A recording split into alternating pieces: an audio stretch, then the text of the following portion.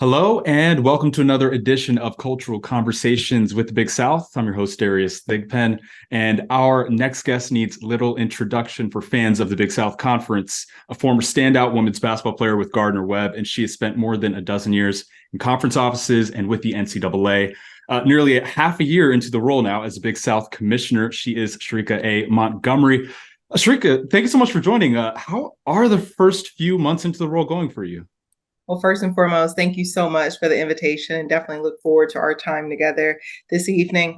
The first few months have been, if I had to use one word, it would be a whirlwind, but definitely a positive one to where it's been nonstop. Obviously, the myriad of things that are going on within intercollegiate athletics, but I think more importantly, some of the things we've had going on in the Big South Conference, which I look forward to spending more time about, but it has been a positive whirlwind, great support from the membership as well as our staff internally with aiding me in the transition. So overall, it's been a great one. Yeah, and that is great to hear that things are going so well and so positive early on. Well, I guess the first question is one that many women, many Black people, and of course, Black women in leadership positions will just have to consider at one point or another, wherever they are in life, but being the first in the position where they are. So, just when you think of that, what does that mean to you, being the first when you walk into the room, the position where you know that you're the first to have done it? Yes, well, it's something that's definitely not lost on me. My first few months, I had an opportunity to just engage with several people, and it was something that I was constantly reminded of. But I also was more so reminded of one of my previous mentors who spoke about as important and as much as it means to be the first. I think it's more important for me to ensure that I'm not the last and making sure that not only am I serving the role in a supreme fashion, but also making sure that I'm networking and really being visible in a way to engage and make sure that I'm not the last in the opportunity. But it's one that's definitely an honor and a tremendous blessing. Well, I mentioned it, referenced it in the intro. You come with a lot of experience. You've been the SWA and a D1 conference, associate commissioner in the Missouri Valley Conference, but now you're the ultimate senior administrator in charge of a room full of people with the Big South. So maybe still too early to tell in year one fully, but how much has really changed for you moving from a leadership role to now the head of the table as a commissioner? Yes, definitely. I felt the what I'll call the shift or the change in leadership. And, when you think about being that deputy where I previously came from the Missouri Valley, you're in consultation, you're working with the respective commissioner, you're working with your teammates internally. And I think one of the biggest differences, knowing that all of the final decisions, individuals are looking to you. And people who work with me before know that I'm a team us person. But I think ultimately knowing that at the end of the day, sometimes those decisions, and most times those decisions stop with me. And so it's definitely been a transition there. But as I indicated, one of the pillars of my leadership philosophy is collaboration. And so that's something that I haven't lost, but definitely I felt that shift in terms of the leadership role and what really comes with that. And I want to get to your background for a second, just taking a look at it. Like sports management was your undergrad, sports science is your master's. So going back to when you're playing ball, when you're in school, and then when you come through and go through your post grad education, were you thinking then that commissioner of a conference, was that something in the cards, or was athletics administration just the goal, or was this all something that came about later? Like what got you down the path? Yes, well, definitely. I'll start with saying the commissioner role and opportunity was not in the view in the path, but I will say it had a lot to do with my student athlete experience. And as I oftentimes share, being a product of the Big South Conference and being Big South made, when it comes to the intentionality of developing the holistic person, that was really my experience as a student athlete. And so when I think back to probably my sophomore, junior year, when I was really diving down the path of where I was going to go, I had an opportunity to be involved in SAC, Student Athlete Advisory Committee, had an opportunity to be involved on the conference level and really having engaged and knowing, okay, what is a commissioner? What is it, a senior associate commissioner or a senior woman administrator? I knew who my athletic director was, my faculty athletic representative.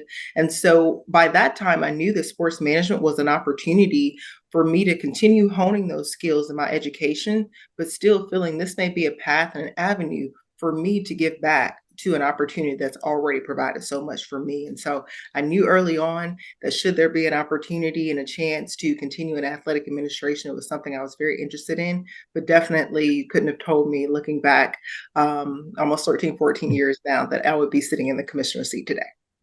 Well, I think in general, fans understand, and people outside of the sports circle understand that there's a lot of leadership that comes in with sports on and off the field when it comes to things like the Big South Leadership Conference and all of these opportunities for student athletes to become student leaders. I think people hear it and they understand it, but now that you're sitting in the commissioner's chair, when you look back, did those things really prepare you to get you ready? All of those little things in those moments to now. 100%. One of the first engagement opportunities I had when I started this role as commissioner is I went back to the leadership conference. And the leadership conference is something that I attended as a student athlete. I administered during my first stint in the Big South Conference, but I shared with those student athletes my journey to where I am today started right here where you are today. And essentially that was in Black Mountain, North Carolina.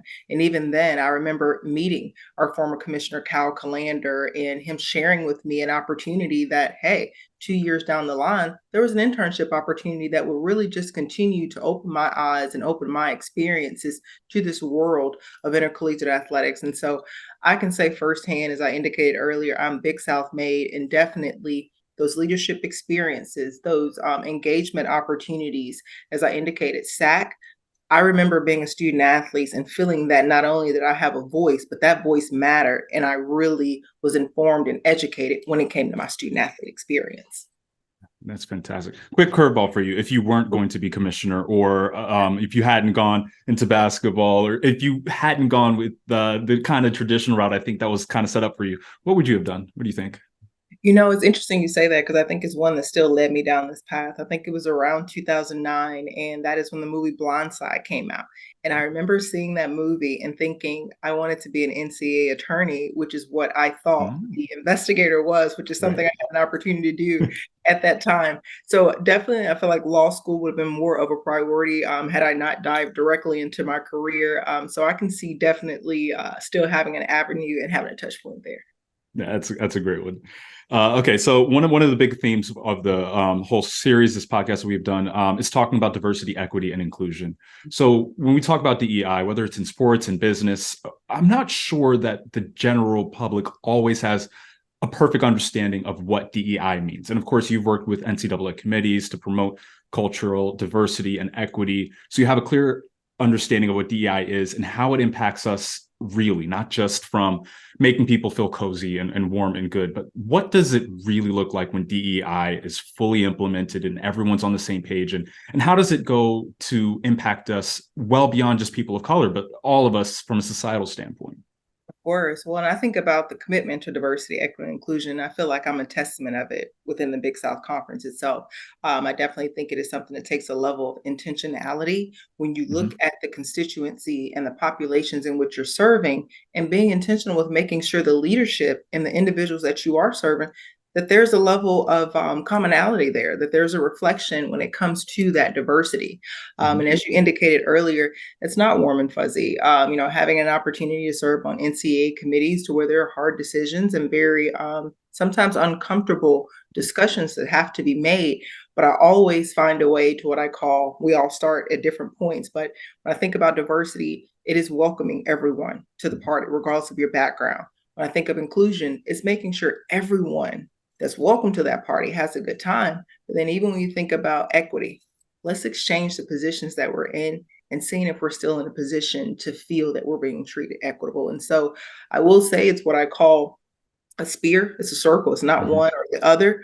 It's the combination and the intentionality that comes with all three, I think really comes down to, as I share with many, it's a business proposition to really make sure you are serving the individuals that you have an opportunity to lead. And I want to kind of follow up on that when you say, when you look at the business opportunity, when you look at the results that come from DEI, it's not just, again, to hit some quota or anything like that, but what does it look like for that company when things have, or that organization, or just from a global standpoint, when things have fully gone in? What is it that we're really trying to build toward with those DEI efforts?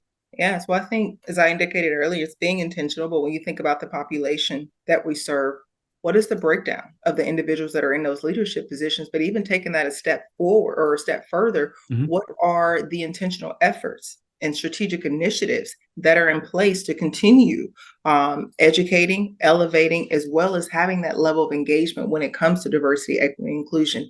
And that's not only with what I'll call some of our vendors and partners and things of that Right. nature, but being able to look and see how we do business and really assessing the diversity of the individuals that we engage with throughout our business A to Z. Yeah, and I'm glad you brought up like the vendors and people outside of the athletics department. When it comes to your position, you oversee all of these institutions that are organized around athletics, but of course, at the end of the day, the name of the game being education. So when we think about with DEI, the educators, the professors, university presidents, they all play a huge role in making these things actionable. So when you look at your position at the conference office, working with everyone outside of athletics to truly build those equitable outcomes, how do you really make this work, and how do you lead from your position when you're working with these huge organizations and these huge institutions that only sometimes think about athletics? You know, it's a part of our decision making. It's really ingrained in everything we do. And I'll give you an example to where if there's a recommendation, we actually just went through a process in determining our upcoming 2024 men's and women's basketball championship. When Mm-hmm. we think about those championship guiding principles, gender equity is a part of that. So it's making sure that when we have a recommendation before it even goes to the governance cycle, we have assessed and we really did things what I call through a lens of diversity, equity, inclusion to think about from a gender equity perspective, sometimes they are from a racial perspective, but just making sure that we're cognizant of all the things that really go into our decision making. But that's not once a decision is being made. That's at the forefront and making sure that we're doing that through a lens of diversity, equity, inclusion in all of our decision making. Course, there's so many people who've played a role in the direction the Big South has taken in recent years in its diversity, equity, and inclusion efforts. Of course, there's the leadership of Kyle Calander, your predecessor as the Big South commissioner. A couple of people who I definitely want to shout out who have played a huge role in the Big South offices back to when I was in the conference to now. Jeff Jackson, who went on to the Big 12, became the commissioner of the Missouri Valley Conference. And then James Holland, of course, his idea to start this cultural conversations series. So, Sherika, I'm just curious to know, when you look at all the hidden figures across your career, across the Big South, who are all of the people and how have they impacted the direction the Big South has gone in recent years? Well, I'd be remiss if I didn't highlight the two that you just named, and that's Commissioner Kyle Calander, or former Commissioner Kyle Calander, as well as now sitting Commissioner Jeff Jackson.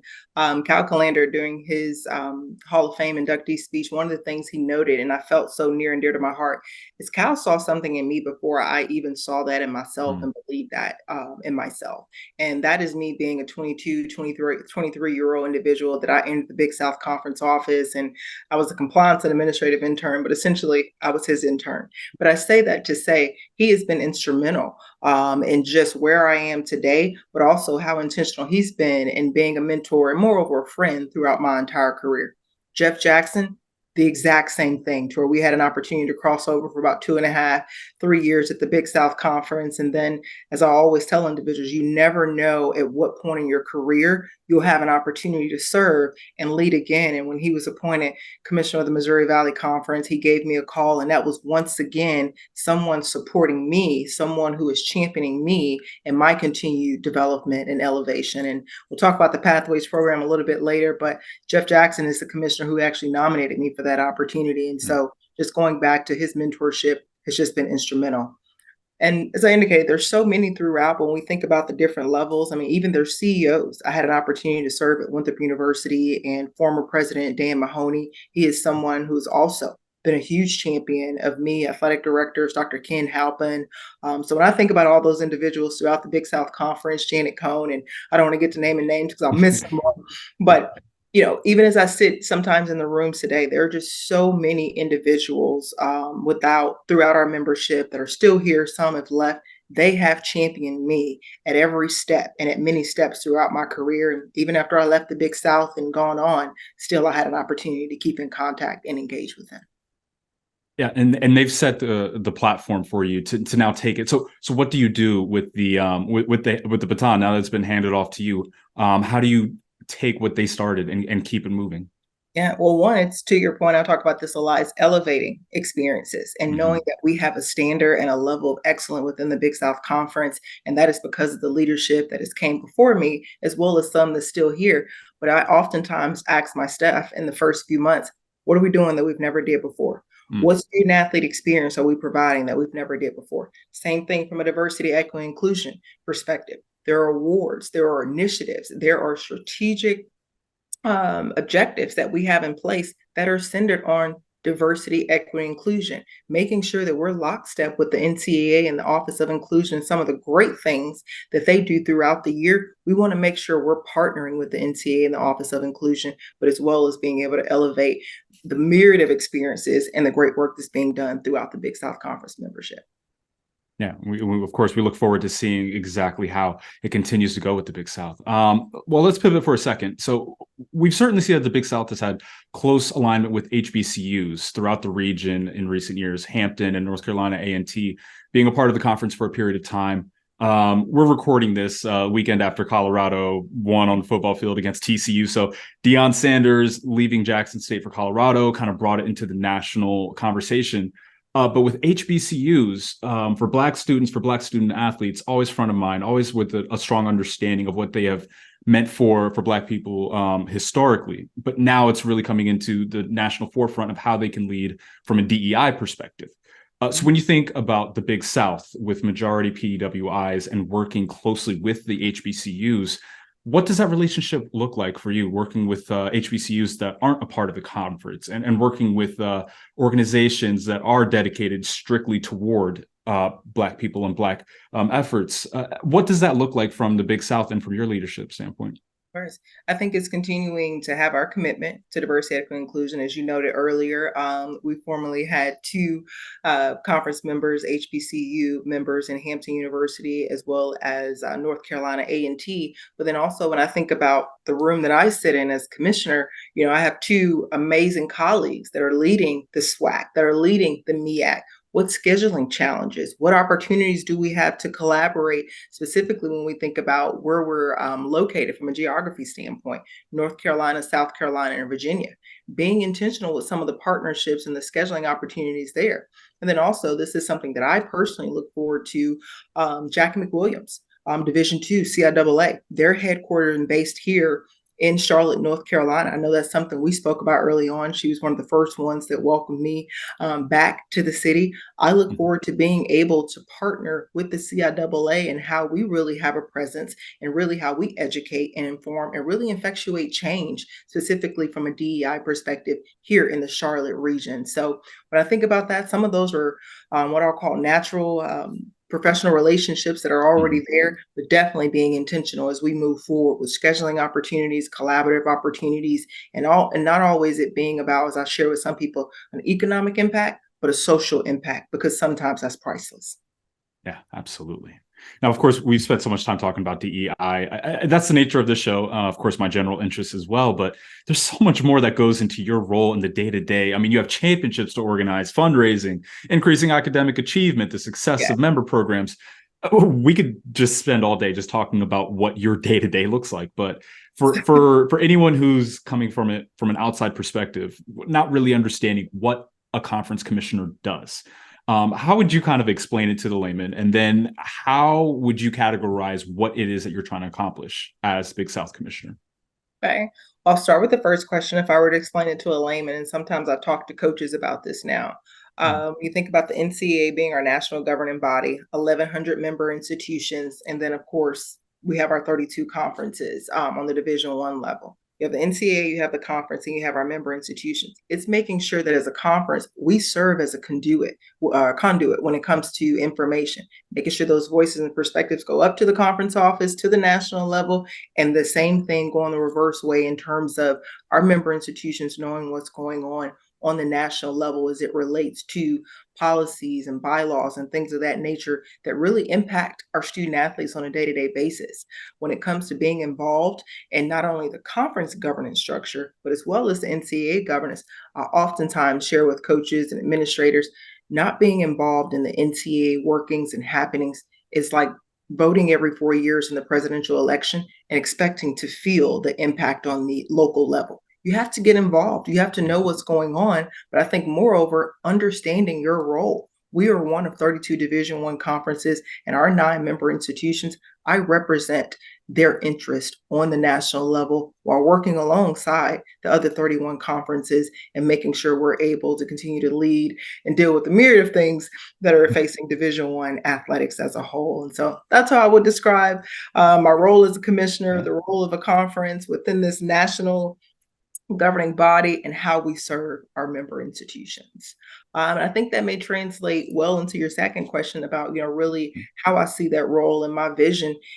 I'm a servant leader. And so it is really and truly making sure that I educate, that I inform, and my members, they know what's going on the national level and how those things really impact them. And I should have started with this earlier, but there are 3 things that I always share, and that's being an educator. We are in higher education. That's making sure that when decisions are made, our member institutions, our presidents, ADs, our student athletes, they're informed and they're educated. It's being an advocate. I'm an advocate for the student athlete experience. I'm an advocate for intercollegiate athletics and just the continued pathways that it provides to higher education and opportunity. But then also, lastly, being a consensus builder. Whether you have 9 member institutions, 10, 12, and you name it, sometimes getting consensus in a room is a lot harder than some think. But those are the 3 things that I always make sure, regardless of the constituency group I'm speaking with, that I keep those things front of mind, being an educator, an advocate, as well as a consensus builder when it comes to serving our member institutions. And that's perfect. And I think that also goes back to kind of what we talked about earlier, going from one of the leaders in the room to being the one to make the executive decision. Well, keeping a bunch of different member institutions all happy under the same decision. That's probably where it becomes a little bit tougher and a little bit trickier. And that's where your leadership experience has to kick in, is it not? Yes, no, I think you capture that really well. And I always say it's almost like 360 leadership. I read a lot. Yeah. So but it's like 360 leadership. And it's making sure you take all of those 90-degree perspectives. And while we may not all agree in the end, we all were part of the decision making and we know how we got there. And that's that education part. And so that's something I value tremendously when it comes to my leadership style. Awesome. Well, Sherika, this has been a fascinating insight. I really appreciate your valuable time. As we begin to wrap up, one of the things I always like to do at the end here is just to give a quick shout out and highlight a charity or a scholarship that the guest is involved in. Now, I saw from your bio that you are a cohort member of the NCAA Pathway Program, which is meant to prepare the next generation of athletic directors and conference commissioners. So would you just mind kind of going through the program and how it's preparing the next group of athletic administrative leadership, the next Sherika Montgomery? Thank you. Well, as I indicated earlier, I'd be remiss. The NCAA Pathways program is essentially a year-long intensive program that, should you have an opportunity to be nominated, that's one thing. But you have an opportunity to be selected, that's a complete different thing. And I remember Commissioner Jeff Jackson, he nominated for me. But how I would explain the program is that essentially it asks the question, when it comes to that next seat, when it comes to the next opportunity, in my case, would that be a conference commissioner? And regardless if that answer is yes or no, it then goes to the next question of, what do you need to do to be prepared? And for me, that answer was yes. I knew early on I wanted to work at all 3 levels. And then after that, I'd assess what was next. All that being said, the Pathways program, year long, it's almost a master's program to where you're really able to be intentional with getting in touch with yourself, your leadership skills. What do you need to do to ascertain those skills, to hone those skills, while at the same time you have an opportunity to be mentored and poured into by some of the best leaders, both within our industry as well as outside of our industry.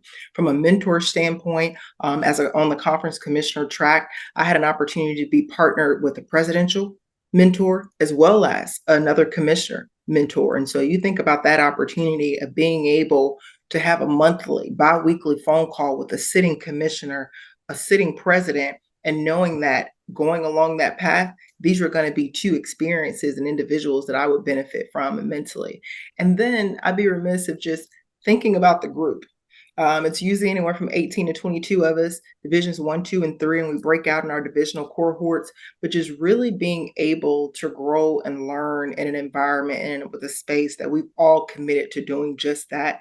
That in itself just builds, when you talk about a cohort, it's more of a family, but it's a program that definitely Dee Merritt, as well as Lamar Pottinger at the NCAA. They do a phenomenal job pouring into administrators and really preparing us for that next opportunity. And obviously, mine came a little quicker than I would have thought. But I say all the time, I don't think I would be sitting here today in this opportunity had it not been for the Pathways program and just how instrumental it was into my overall development. So, yeah. Yeah, and that's fantastic learning about the Pathway program. Yeah. For me, I always like to end this with a quick shout out to the Black Play-by-Play Scholarship Fund. For anyone who is looking to get into sports broadcasting, Black Play-by-Play fund.com is the way to find out those next opportunities for scholarship and for mentorship. And really, I think that that's exactly what I hear from so many people, that having these types of leadership programs like the NCAA Pathway program, it's really influential into getting the next generation into the path that they need to be in to really finding success. Yes. Well, Commissioner, I don't know if everyone didn't know before, I think they know for sure now that the Big South is in great hands with you. It has been an absolute pleasure and an honor to speak with you, and I appreciate you joining tonight. Thank you so much, Darius. I appreciate you, appreciate your time and your continued partnership with the Big South Conference. Thank you. Well, thank you so much, viewers, for tuning in, and we will catch you on Cultural Conversations next time.